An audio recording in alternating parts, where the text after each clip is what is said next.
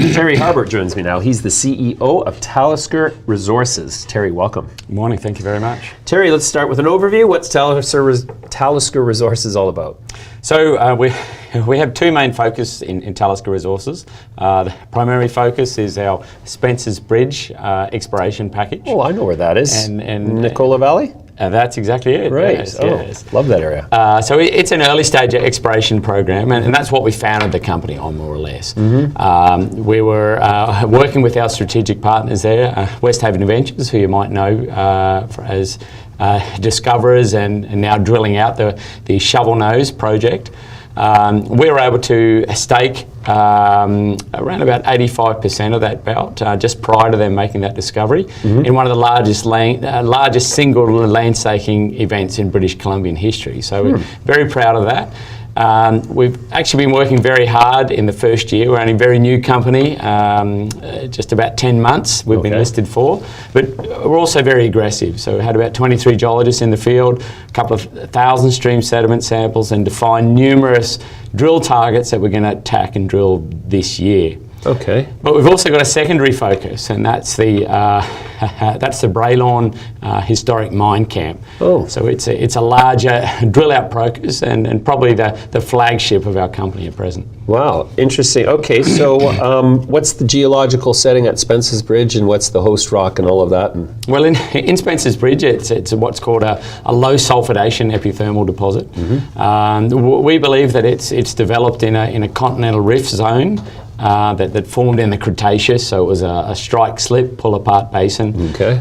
These basins initially fill with conglomerates that come off the surrounding higher materials, become lakes, and then open up wider, get felsic volcanics, and then finally finish in the sequence with mafic volcanics.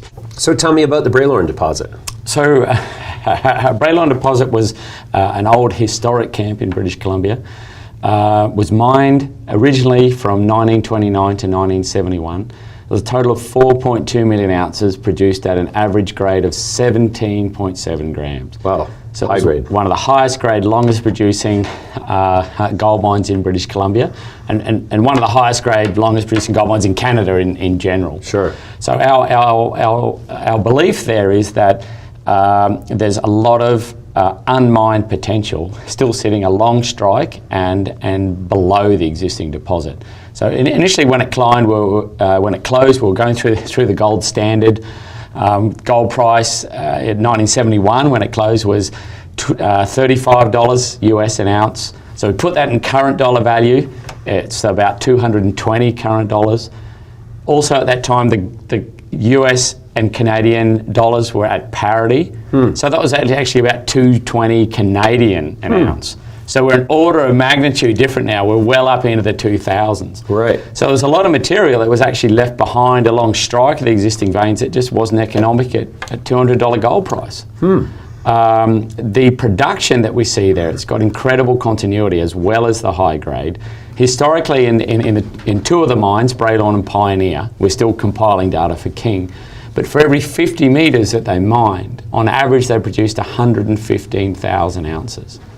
So that's about 2,300 ounces per vertical metre. Sure, that's incredible. So then obviously you're planning to drill that, and do you have what kind of budget set aside for 2020? So for 2020, just at Bralorne, we budgeted to do 25,000 metres of drilling.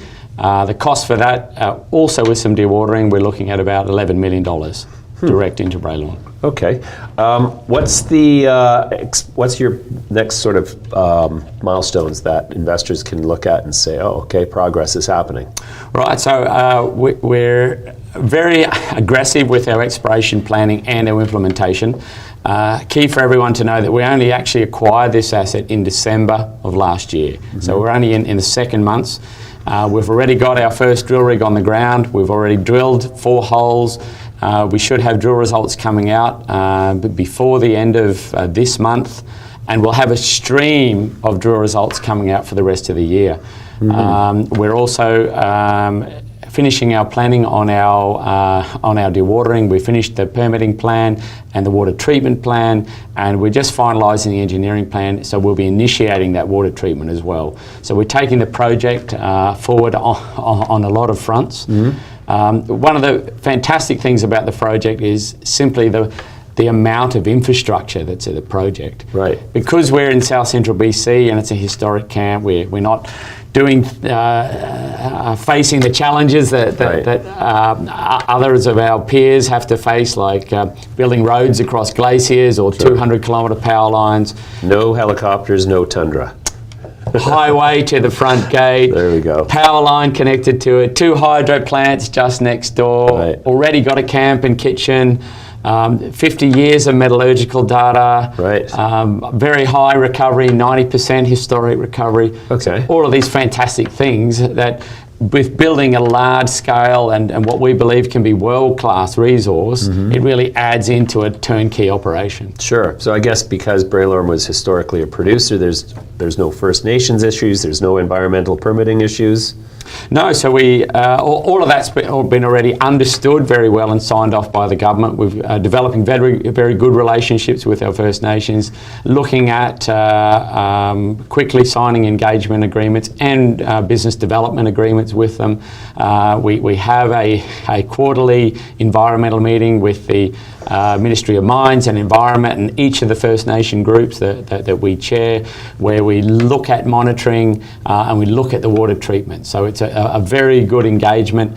Talisker as a company, we're very committed to First Nation engagement. We're one of the few junior explorers in the world that has a public policy on Indigenous engagement. We implement integrated environmental techniques in our Spences Bridge area. We have a garbage collection system that when we're walking up the creeks anyway, we identify garbage and we collect that, our geologists, and we recycle some and donate that money. We have invasive species programs where we identify invasive species and we either map and monitor that, or we extract it if it can be contained. So a very proactive, community-oriented program. That's great. That's exemplary. The BCSC wants us to look at the warts as well as the sweet spots in any company we talk about. So where are the challenges here? Well, obviously we're looking at an old camp. We have to deal with drilling around where the historic mines were. A lot of the mining that was previously done was hand mining, done with jacklegs. So now as we move towards mechanised mining, our mining units are going to be larger, but we're going to be a lot safer as well. Luckily with the mining here, because it's so high grade, we can deal with that internal dilution and still have very good grade and still have very good economics. Sure. Is mechanical instability an issue at Bralorne? As we understand, it isn't. The host rock is actually an intrusive rock. It's a coarse-grained diorite. So it's we believe, a very robust rock. Our drilling that we've done, our RQDs, all well in the 80s%. But honestly, we're not going to know that until we're underground, and we should be underground in April this year. Terry, we're going to leave it there for now. Thanks very much for joining us. We'll look forward to having you back with drill results. Thank you very much.